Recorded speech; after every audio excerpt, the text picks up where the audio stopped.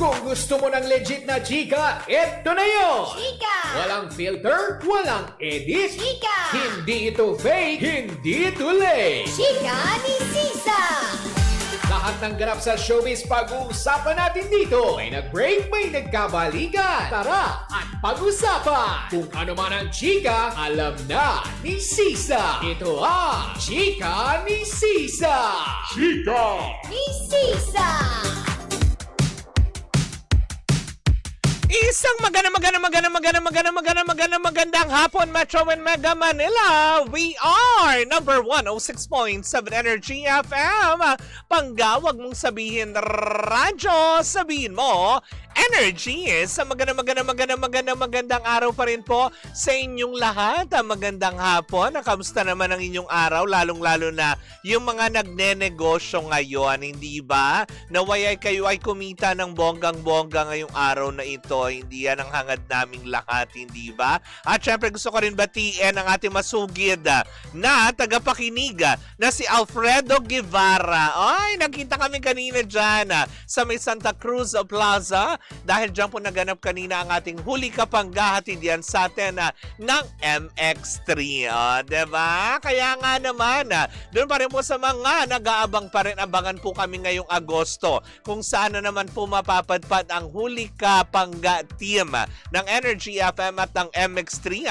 Antabayanan nyo yan dahil itutuloy-tuloy na natin ang pagbibigay ng biyaya mula sa MX3 para sa ating mga pangga, hindi ba? At syempre sa mga nagtatanong nga naman, di ba, bakit laging ang ganda-ganda ko? Wow!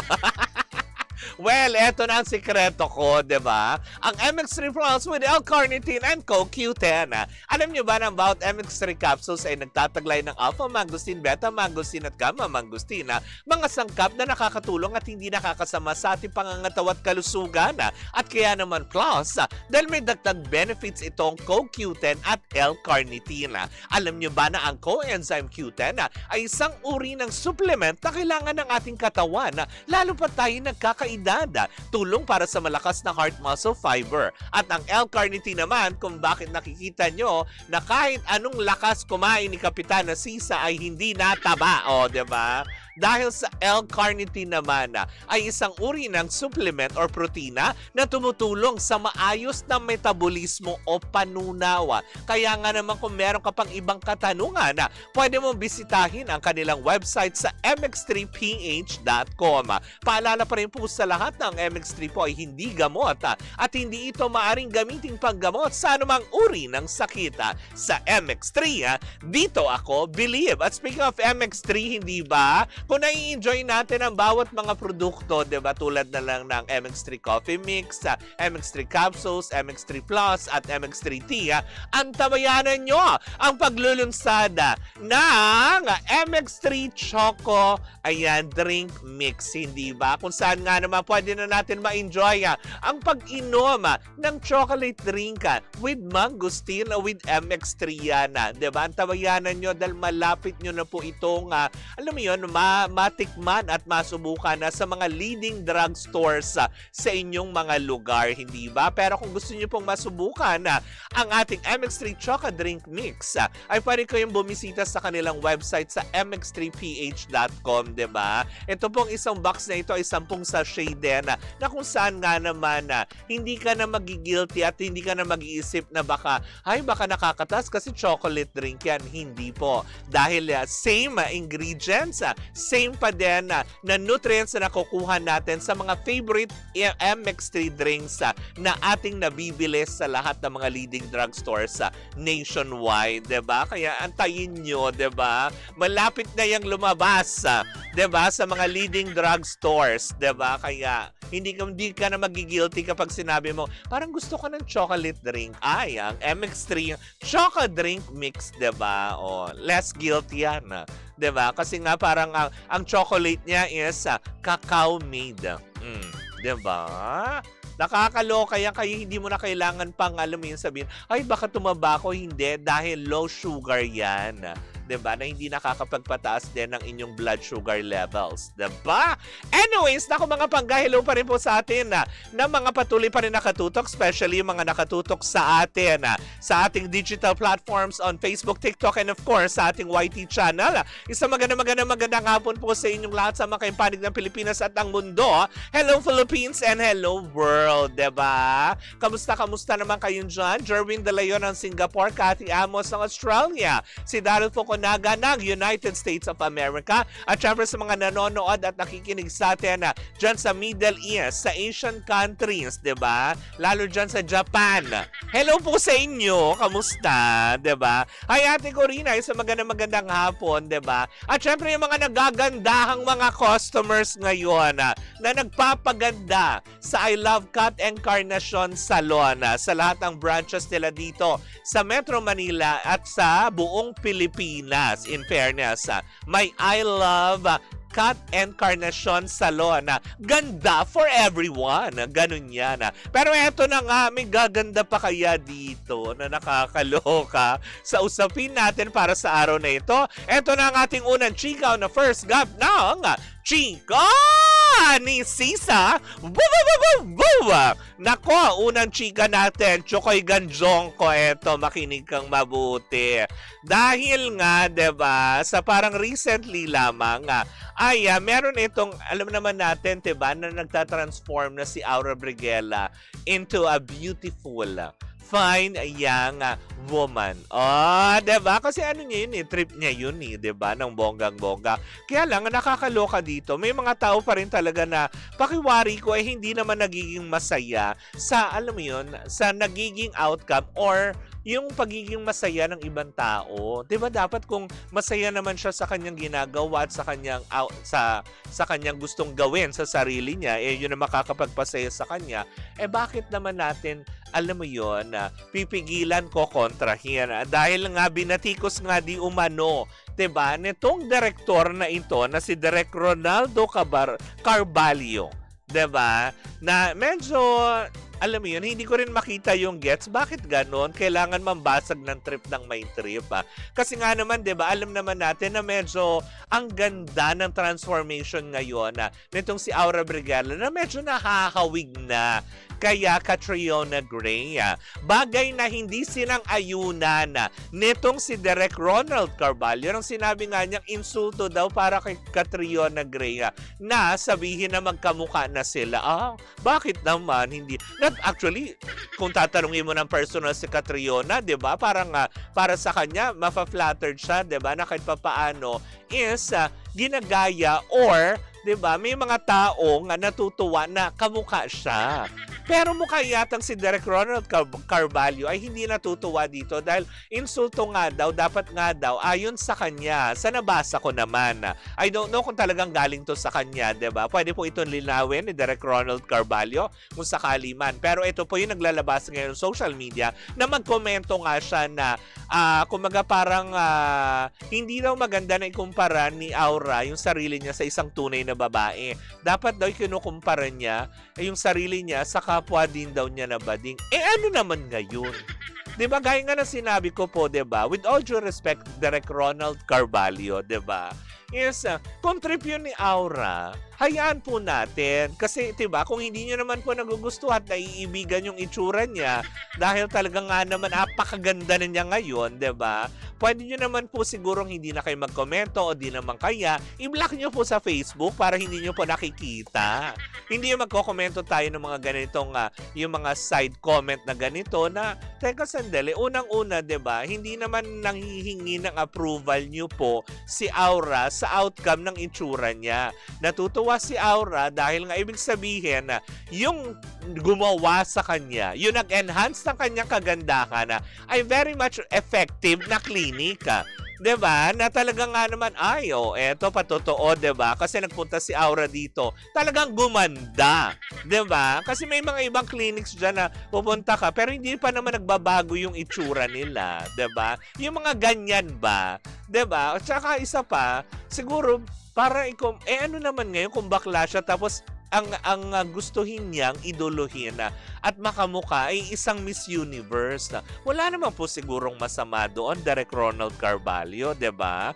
Sabi niya, ayan na naman, sabi niya si Direk nakuda ng kuda sa social media. Akala mo naman feeling straight imbis na maging masaya sa desisyon ni Aura, apaka-nega masyado. Hindi totoo, 'di ba? Kasi andun din ako sa punto na yun na unang-una, 'di ba, is 'di ba, pangit bang pakinggan? 'Di ba? Ano po bang pakinyo? 'Di ba? Yun, 'di ba? Real talk, 'di ba? Wala po kayong pakialam kung sakali man po na ang ipeg ni Aura Briguela sa kanyang mukha ay makamukha po niya ang ating 20, tama ba? Ang Miss Universe 2018, 'di ba? Kasi 2015 si Pia Wurtzbach, 'di ba? Tsaka isa pa sa pagkakaalam ko, si Catriona Gray ay ini-embrace po niya ang LGBTQIA+ community. Kaya nga naman every time, 'di ba? Kahit may mga pageant, siya ang pinipeg. 'Di ba yung mga ganyan? Tapos kayo po nagagalit, 'di ba? Bakit po ba? 'Di ba? Gusto niyo rin po bang magpa-rhinoplasty tulad ng ginawa ni Aura Briguel? Hindi, yun lang naman ang katanungan, 'di ba? Kasi nga naman sa kanya mga komento na gano'n, teka sandali, saan po kayo nanggagaling? Itong isang batang ito na, alam mo yun, pinangarap na gumanda, 'di ba? Pinangarap na maging masaya para sa kanyang sarili. Hindi po ba natin kayang maging masaya para dun sa mga nakikita natin? If I'm not mistaken, correct me if I'm wrong. Sabi ni Jeff Tads, hintayin niya yung comment ni Saint Arvin Ara. Totoo, 'di ba? Sabi niya, at least may dalawang Catriona ang Pilipinas, isang Catriona Gray at isang Catriona Gay. O bakit ba? Walang masama doon, Daryl. 'Di ba? Kanya-kanya ng trip eh. 'Di ba? Gusto niyang i-share sa buong mundo kung ano nga ba yung nakakapagpasaya sa kanya. 'Di ba? Hinahayag lang niya, hindi naman siya humihingi ng approval niyo kung okay o hindi. Para sa kanya, 'di ba? Iniidolo ng lahat ang Miss Universe, 'di ba? Na si Miss Catriona Gray, maski naman ako, 'di ba? Na kahit ako, ang taas ang tingin ko po at talagang respeto sa ating mga Miss Universe title holders, 'di ba? Pagkatapos sila, wala na, puro runners up na lang. Yung iba, puro na lang finalist, 'di ba? Wala nang umusad na nakakaloka. Pero yun nga, 'di ba? Mabalik naman din tayo kay Aura. Siguro wala namang masama kung sakali, 'di ba? Tsaka gaya na sinabi ko, parang ito din si Direk din yata yung nagkomento about sa Bini. Tama ba ako? 'Di ba? Na parang lahat na lang pinupunan niya. Yung Bini naman din, 'di ba, na sinasabi niya hindi siya masyadong familiar. Tama ba ako doon na pagkakakomento niya? Kasi oo, napapanood daw niya itong girl group na to. Kaya lang parang sinabi nga niya sa isang interview yata is hindi niya kilala yung grupo kasi hindi naman niya genre ng music. Which is okay naman po ako doon. Pero eto naman ngayon, sa pagpapaganda naman ni Aura para sa kanyang sarili, 'di ba? Medyo parang teka sandali, 'di ba? Kumaga parang trip niya po 'yun 'di ba? So wala pong basagan ng trip. Kasi sa pagkakalam ko parang director / showbiz journalist ba ito? 'Di ba? Kasi may sarili din yata siyang parang show na ganyan. Kaya parang hindi natin alam kung gumagawa ng ingay at the expense ng iba. Pero para laitin naman niya ng ganun, 'di ba? Unang-una, kung hindi niyo po kayang magbigay ng respeto sa mga katulad ni Aura, 'di ba? Wag niyo na lang pong punahin, wag niyo na lang pong pansinin, 'di ba? Kasi unang-una, hindi rin naman po kayo pinupunan ni Aura siguro at wala rin naman po din siya siguro komento sa inyong itsura ngayon, 'di ba? So siguro lang dapat is wag na lang po natin pakialaman ng isa't isa, ganun na lang dapat, 'di ba? Na nakakaloka. 2026 na ngayon, Kap, may mga ganyan pa ring mga tao. Hindi naman 19 kopong basta. Happy tayo sa character development ni Aura. Oh, ako, happy talaga ako at nagagandahan ako. If given a chance, gusto ko rin maging ganun.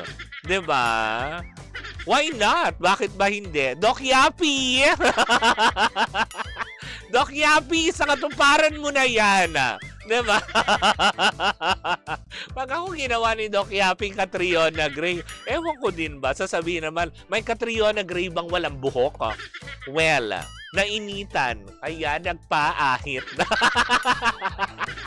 Yun lang naman nila sasabihin ko, di ba? Kung sakaling mapuna, may Catriona Gray bang kalbo? O, di ba? Well, nainitan kaya nagpaahit, nagpa-skinhead, ganon. Di ba? Alis hindi naman siya Actually, yun nga hindi naman po kayo hindi naman, nakaano po ba? Nakaabala po ba yung pagpapa-enhance ng ganda ni Aura sa inyong pang-araw-araw na trabaho? Para po magkomento po tayo ng ganon na, 'di ba? Ulitin ko lang din po, 'di ba? Kanya-kanya po ng trip, 'di ba? Ibigay lang po natin yung respeto kasi, 'di ba? Para maibalik din po sa inyo yung respeto, 'di ba? Kasi kung tutuusin, iisa lang kayo ng mundong ginagalawan na parehas po kayo na sa showbiz industry. Sana na lang po, 'di ba, na medyo tame naman po sa pagkokomento patungkol nga dito. Kasi wala namang masama magpa-enhance ng ganda 'di ba? Lahat tayo magaganda. Oh, wow! 'Di ba? Totoo naman. Lahat naman tayo magaganda 'di ba? Lahat naman po tayo may itsura. Yun nga lang, yung iba maganda, yung iba masama. Char-char lang, di ba? Pero hindi, sana lang talaga. Nalungkot kasi ako dito Kasi syempre bilang bahagi ng LGBTQIA+, di ba? Isa rin din tayo sa mga nagpapa-enhance. Nung tayo ay nasa clinic pa ni Doc Nina Rodil, di ba? Tayo ay nose threads, 'di ba? Tsaka dito ng threads din sa ating mga fine lines, 'di ba? And which is ngayon naman kita nyo naman yung aking ilong, 'di ba? Ilang bagyo na dumaan, nakatindig pa rin 'yan. 'Di ba? Gawang Doc Nino Redil, 'di ba? Well, anyways, 'di ba? Yun lang naman din masasabi ko. Yes, tama ka, Kapa. Ma-flattered naman si Catriona na may twinny na siya. Hindi totoo. 'Di ba? Para sabihin, hindi, tsaka isa pa, bakit siya nagsasalita on behalf ni Catriona Gray? Hindi ba dapat antayin muna natin yung komento ni Catriona Gray dito kung talagang na-offend nga siya sa mga ganyan? Kasi kung titignan natin, maibalik natin yung picture.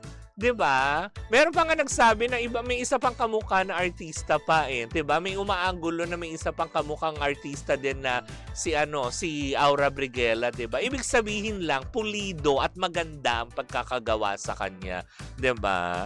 Sabi ni Corina, hi si Miss Patricia nandito. Yan, 'di ba? Hi Miss Patricia, yan sa susunod, ayan, bago ako mag-break, maya-maya lang ng konti mapapakinggan nyo na po ang awiting Imagine Me Without You ni Miss Patricia Javier, diba? Hi Doc Rob, kung kasama mo man si Doc Rob, diba? One of these days pupunta po kami dyan sa clinic niya. Surprise na lang. 'Di ba? Anyways, 'di ba, mga panggayan po muna ang ating unang chika for today's video. Sa ating pagbabalik, isang umating mong chikahan na naman na dala-dala ng magandang bakla, 'di ba? Ako po si Kapitana Sisa at eto pa rin ang chika ni Sisa. Woo! At tuloy-tuloy pa rin po ang ating tugtugan. Syempre dito po lamang yan sa number 106.7 Energy FM. Panggawag mong sabihin radyo, sabihin mo energy.